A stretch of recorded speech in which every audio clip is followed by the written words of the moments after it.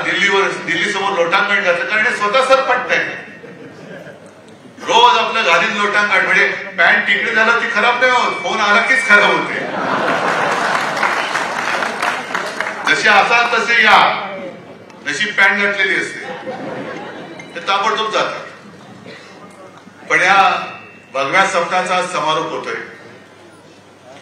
आणि या भगव्या सप्ताहाचं मूळ,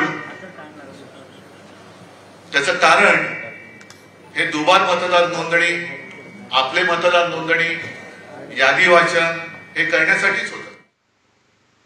त्याचं कारण हे दुबार मतदार नोंदणी, आपले मतदार नोंदणी, यादी वाचन हे करण्यासाठीच होतं. आणि तुम्ही सगळ्यांनी केलं असेल असं मला वाटतं. केले? सगळे विधानसभा मतदारसंघ या जेवढे लोकसभेत येत आहेत तेवढ्या सगळ्यांमध्ये आपले गटप्रमुख आहेत. आवाज नाही आला? हा खरा आवाज आहे की खोटा आवाज आहे? मी बोललोय म्हणून हो नका बोलू. यंत्रणा घट्ट आहे. त्याच वेळेला यांनी लबाडी करून हे जिंकलेले आहेत. खरं म्हणजे ठाणेकरांचं मी कौतुक करायला आलेलो आहे, कारण सगळं काही पळवलं, जोर जबरदस्ती, पैशाचं वाटप, एवढं करून सुद्धा 5.25 लाख ठाणेकर आपल्या सोबत निष्ठेने आणि प्रेमाने उभे राहिले. 5.25 लाख. ती बाजूला आपली वैशालीताई बसलेली आहे,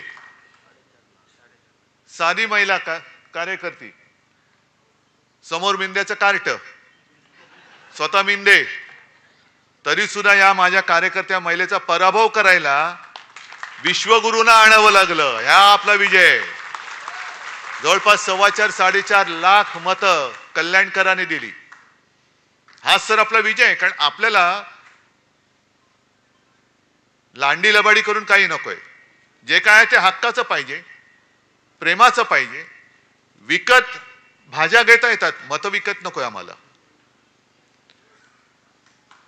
मतं नाही विकत घेत आपण कधी. आणि प्रचंड पैसा ओतून सुद्धा ही एवढी मतं मिळवली, तरी सुद्धा विजय समोर दिसत नाही म्हणून लांड्याला बड्या केल्या. ती मुंबईमध्ये एक आपल्या अमोल कीर्तीकरांची सीट 48 मतांनी पराभव होऊ शकतो आपला मुंबईमध्ये? होऊच शकत नाही. ही चोरलेली सीट आहे. आणि त्याच्यानंतर ज्या 2 निवडणुका झाल्या, एक पदवीधर मतदारसंघ आणि शिक्षक मतदारसंघ, संपूर्ण मुंबई त्याच्यात मतदान करते, पदवीधर आणि शिक्षक. म्हणजे असं काही नाही की जो काही पदवीधर नाही तो काही समजदार नाही, पण जो सुशिक्षित आहे आणि मुळामध्ये शिक्षक जे पुढची पिढी घडवत असतात. आजपर्यंत कधी मतदान झालं नाही एवढं मतदान पदवीधरच्या मतदानामध्ये झालं, मतदारसंघात झालं. आणि प्रचंड मताधिक्याने आपला शिवसेनेचा भगवा हाती घेतलेला उमेदवार त्यांनी निवडून दिला. शिक्षक सुद्धा पहिल्या प्रथम आपण निवडून दिला मुंबईकरांनी. मग मुंबई ठाणे सगळे एकच आहे. कोकण माझंच आहे. कोकण माझंच आहे. कोकणामध्ये पराभव होऊ शकतो आपला. पण हे सगळे जे काहींचे चाळे चाललेत हे अब्दालीचे चाळे आहेत. आपल्यामध्ये फूट पाडायचं. मी का अब्दाली बोललो? रागाने द्वेषाने नाही नुसता बोललो. अहमद शहा, अहमदाबाद शहा नाही, अहमद शहा. नाही तर कोणतरी म्हणेल अहमदाबाद शहा. तसं नाही. सगळ्या गुजराती लोकांबद्दल माझा राग नाही, पण जे माझ्या महाराष्ट्राला लुटतायत त्या दरोडेखोरांवरती राग आहेच. आणि त्यांना गाडायचं म्हणजे गाडायचंच, कोणत्याही परिस्थितीत गाडायचं. मी काय लेना ना देना. आता परत 16 तारखेला येत आहेत.